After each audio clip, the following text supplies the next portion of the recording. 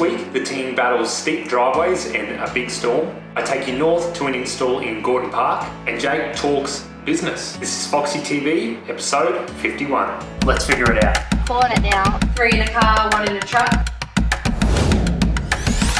Valuable and adding value for your clients. Monday saw a busy start to the week with 3 installs, which means we pushed the usual Monday morning team meeting to Tuesday, and the team hit the road to the first install in Highgate Hill.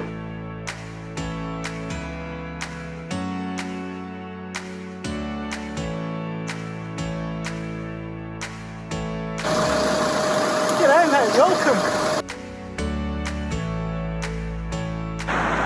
So the truck is here and we're unloading.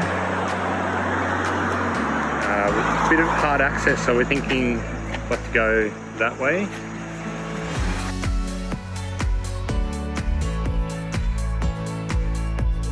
It's a partial install, so we had to move a lot of the client's stuff. All good, Cass? All good. Just very, very hot. Yeah.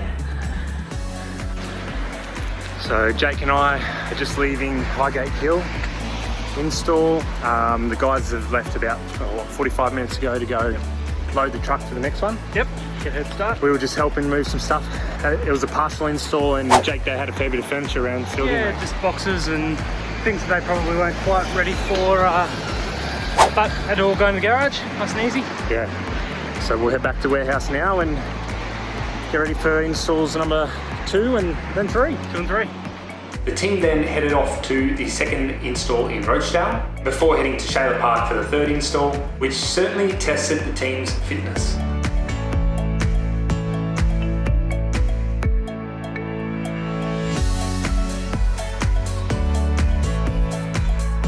A decent sized storm came through later in the afternoon. Fortunately, we were able to complete all 3 installs just before it hit.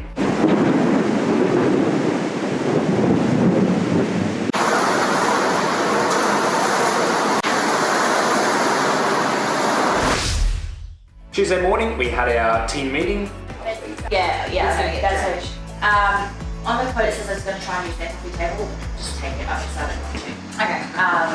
And National Grid doesn't have his angel. And the team had another busy day, 2 installs and 2 pack-ups. But I stayed at the warehouse, so unfortunately I don't have any footage, so let's move on to Wednesday. The guys got in early and packed the truck, and once it was packed, we jumped in and headed north to Gordon Park.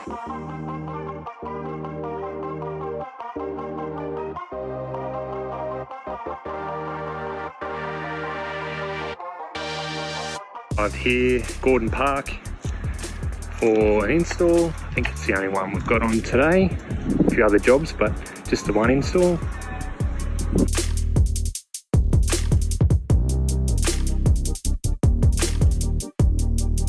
We're doing a 4-bed house, a partial, so using quite a bit of the client's furniture, so their beds and everything, and just kind of dressing it up.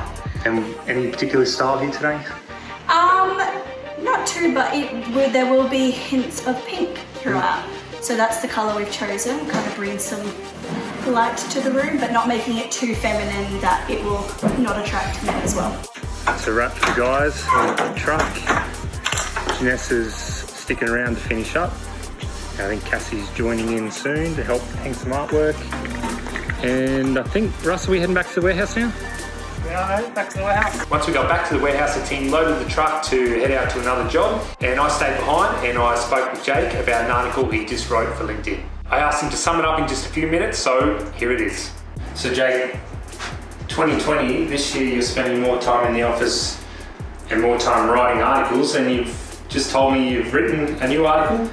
Yeah, so that's the intention, just trying to put more content out. We have the videos coming out quite regularly and other bits, so just wrote an article. It was prompted by a podcast that I listened to actually, a podcast called Masters of Scale, but talking about the business behind a business, and the idea that most large, if not all large businesses that have scaled quickly have, the way that it was phrased, is a business that's powering the core business. So you have maybe everyone would look at us as a home stager, and our business being a home staging company, and I guess you think about what that might mean, and people probably think that's about bringing furniture and accessories and cushions and everything and styling a house for sale, which it is, but then there's an underlying business in itself almost that from the outside you don't even see, but that's the thing that lets us be a great home stager. So the example that they use, which I really like, is an American company but called Rent the Runway, which is all about hiring clothes for one-off occasions, you know, things that are maybe expensive dresses and things that are or expensive to buy, so you can hire it, and that sounds like a fashion business or a glamorous sort of thing, but they're actually the biggest dry cleaning company in the world. And so their business, and that's one part of it, but the business that's powering the ability to kind of be successful in the hire business that they're in. So for us, I've kind of had a bit of think about it, and this is something that we've done from the start, but it's been growing over the last couple of years as we know more about what makes us different in our industry. And for us, our business that powers the home staging business is all to do with our inventory management and our logistics, which is obviously getting the furniture to and from places and cleaning it and kind of managing all of that.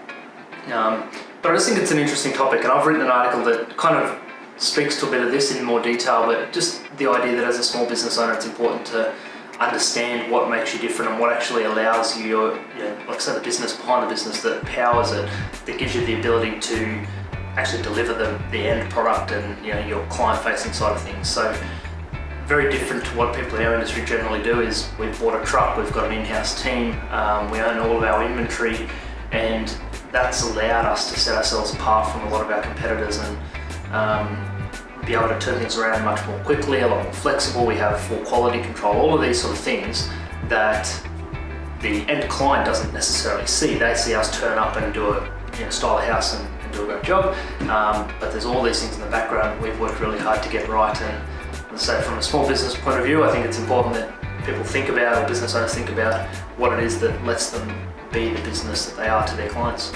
Finishing up Foxy TV, what's on for the rest of the week?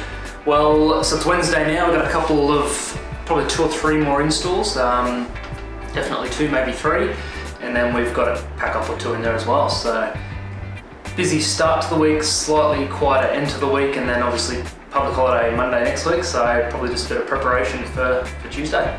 And that's it for this week's episode. Thanks to everyone who sent feedback through from last week's episode on whether they liked the new format.